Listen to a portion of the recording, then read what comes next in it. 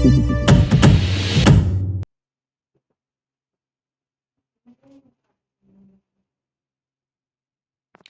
सज्जन छोटे बेटे की शिकायत करते हैं, कहना नहीं मानता और कभी मुंहजोरी भी करता है। और बड़ा लड़का, वह तो बड़ा अच्छा है, पढ़ लिख कर अब कहीं नौकरी करता है। सज्जन के मत में दोनों बेटों में बड़ा फर्क है और यह फर्क कई प्रसंगों में उन्हें दिख जाता है। एक शाम का प्रसंग है।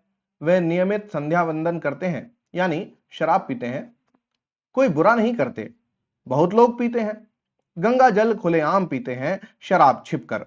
गो शराब ज्यादा मजा देती है। आदमी बेमजा खुलकर बात करता है और बामजा को छिपाकर, यानी सुख शर्म की बात मानी जाती है। लेकिन बात उन सज्जन की उठी थी। उन्हें सोडा की जरूरत पड़ती है। बड़ा लड़का कहते ही फौरन किताब के पन्नों में पेंसिल रखकर सोडा लेने दौड़ जाता है। लाता छोटा भी है, पर फौरन नहीं उठता, पैराग्राफ पूरा करके उठता है। भारतीय पिता को यह अवज्ञा बर्दाश्त नहीं। वह सीमांतों पर संबंध रखता है, या तो बेटे को पीटेगा या उसके हाथ से पिटेगा। बीच की स्थिति उसे पसंद नहीं। छोटा बेटा भी हरकत करता है। पिता जल्दी मचाते हैं तो कह भी देता है, जाता तो हूं। उसके मन में सवाल और शंका भी उठती है। सोचता है, यह पिता फीस रोकर देता है, कपड़े बनवाना टालता जाता है, फिर यह नहीं सोचता कि इसे पढ़ाई के बीच से नहीं उठना चाहिए। बड़े लड़के के मन में कभी सवाल और शंका नहीं उठे। वह मेरी ही उम्र का होगा। उसने वही किताबें पढ़ी होंगी जो मैंने पढ़ी थी। हम सब गलत किताबों की पैदावार हैं। ये सवालों को मारने की किताबें थी। स्कूल प्रार्थना से शुरू होता है, शरण में आए हैं हम तुम्हारी, दया करो है दयालु भगवान। क्यों शरण में आए हैं, किसके डर से आए हैं, कुछ नहीं मालूम। शरण में आने की ट्रेनिंग अक्षर ज्ञान से पहले हो जाती थी। हमने गलत किताबें पढ़ी हैं और आंखों को उनमें जड़ दिया।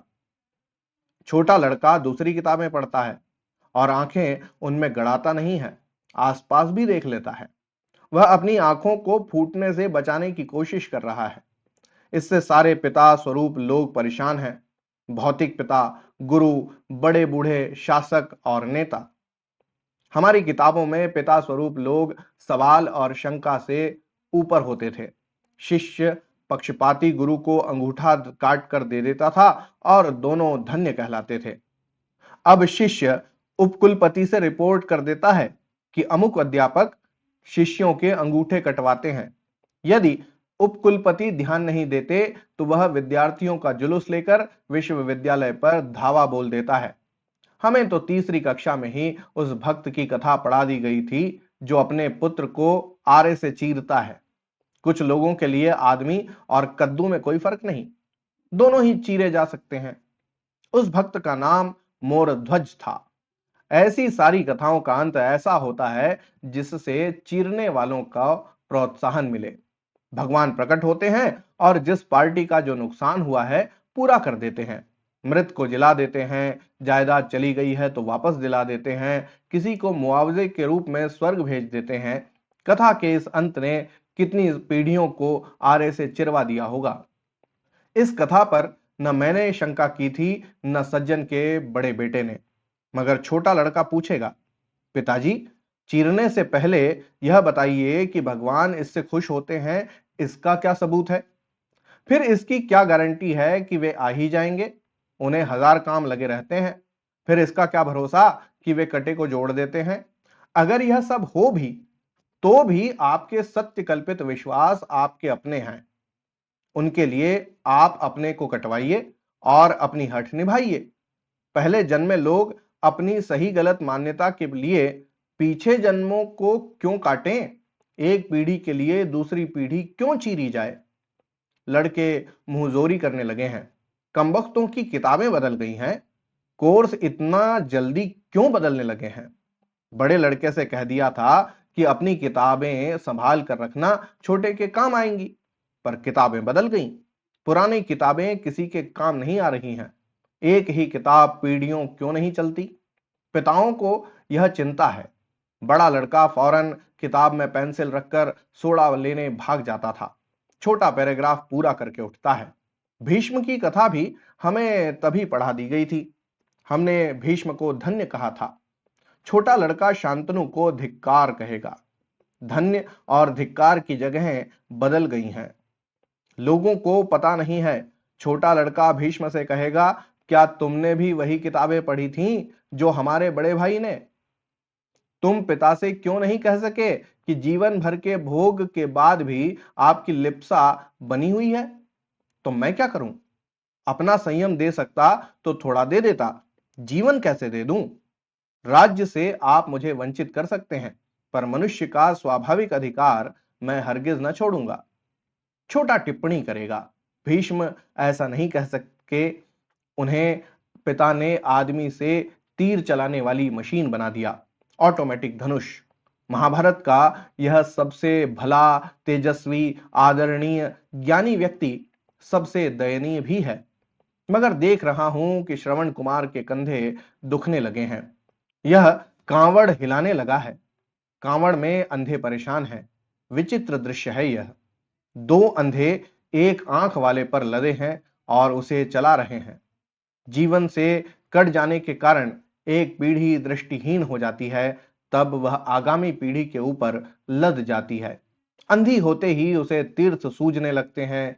वह कहती है, हमें तीर्थ ले चलो। इस क्रियाशील जन्म का भोग हो चुका है, हमें आगामी जन्म के भोग के लिए पुण्य का एडवांस देना है। आंख वाले की जवानी अंधों को ढोने में गुजर जाती है। वह अंधों के बताए रास्ते पर चलता है। उसका निर्णय और निर्वाचन का अधिकार चला जाता है। उसकी आंखें रास्ता नहीं खोजती, सिर्फ राह के कांटे बचाने के काम आती हैं। कितनी कांवड़े हैं राजनीति में, साहित्य में, कला में, धर्म में, शिक्षा में। अंधे बैठे हैं और आंख वाले उन्हें ढो रहे हैं। अंधे में अजब काइयापन आ जाता है। वह खरे और खोटे सिक्के को पहचान लेता है, पैसे सही गिन लेता है। उसमें टटोलने की क्षमता आ जाती है। वह पद टटोल लेता है, पुरस्कार टटोल लेता है, सम्मान के रास्ते टटोल लेता है, बैंक का चेक टटोल लेता है। आंख वाले जिन्हें नहीं देख पाते उन्हें वह टटोल लेता है।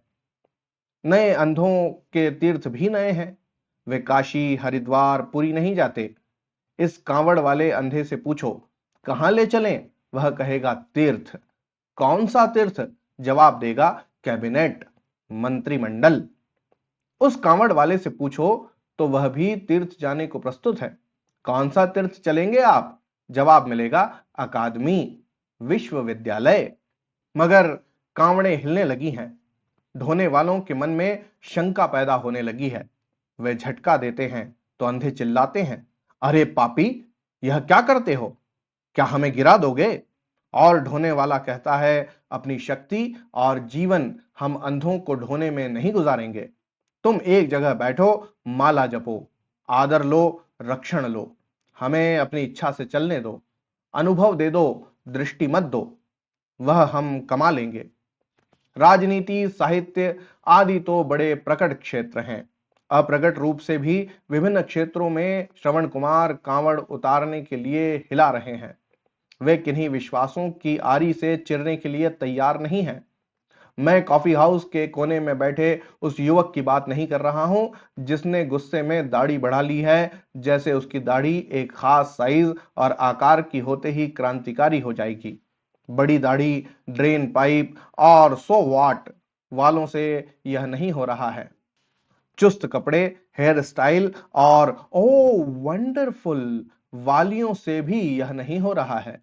ये तो न विश्वास में सच्चे, न शंका में। यह बिना प्रदर्शन और शोर शराबे के घरों और परिवारों में हो रहा है।